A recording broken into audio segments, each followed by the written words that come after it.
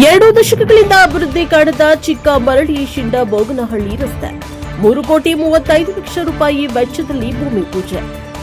ತಾಲೂಕಿನ ಚಿನಕುರಳಿ ಹೋಬಳಿ ಹೊನಗಾನಹಳ್ಳಿ ಗ್ರಾಮ ಪಂಚಾಯಿತಿ ವ್ಯಾಪ್ತಿಯ ಶಿಂಡಬೋಗನಹಳ್ಳಿ ಗ್ರಾಮದ ಪ್ರಮುಖ ರಸ್ತೆ ಅಭಿವೃದ್ಧಿ ಕಾಮಗಾರಿಗೆ 1,80,00,000 ಹಾಗೂ ಚಿಕ್ಕಮರಳಿ ಗ್ರಾಮದ ರಸ್ತೆಗೆ 1,55,00,000 ವೆಚ್ಚದಲ್ಲಿ ಮೇಲುಕೋಟೆ ವಿಧಾನಸಭಾ ಕ್ಷೇತ್ರದ ಶಾಸಕ ದರ್ಶನ್ ಪುಟ್ಟಣ್ಣಯ್ಯ ಭೂಮಿ ಪೂಜೆಯನ್ನು ನೆರವೇರಿಸಿದರು.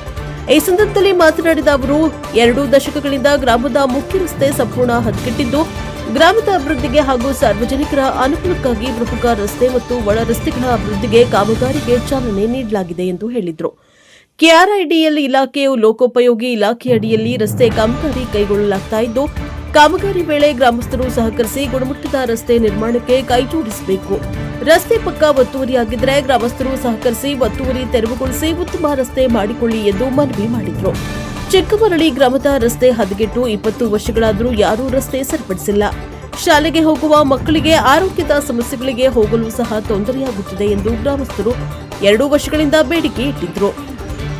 ನಾನು ಸಹ ಗ್ರಾಮಕ್ಕೆ ಭೇಟಿ ನೀಡುವ ಸಂದರ್ಭದಲ್ಲಿ ರಸ್ತೆಯ ಸ್ಥಿತಿ ಕಂಡು ಅಧಿಕಾರಿಗಳಿಗೆ ಸಮಾಲೋಚಿಸಿ ಚಿಕ್ಕಮರಳಿ ಗ್ರಾಮದ ರಸ್ತೆಯು 9 ಮೀಟರ್ ಇದ್ದು ಸದ್ಯಕ್ಕೆ 18 ಅಡಿ ರಸ್ತೆ ಮಾಡಲು ಗುತ್ತಿಗೆದಾರರಿಗೆ ಅಧಿಕಾರಿಗಳಿಗೆ ಸೂಚಿಸಲಾಗಿದೆ. ಒತ್ತುವರಿಯಾಗಿರುವ ಸ್ಥಳವನ್ನು ತೆರವುಗೊಳಿಸಿ ಉಳಿದ ಜಾಗವನ್ನು ಪಾದಚಾರಿಗಳು ಓಡಾಡಲು ಅವಕಾಶ ಮಾಡಿಕೊಡಲಾಗುತ್ತದೆ ಎಂದರು.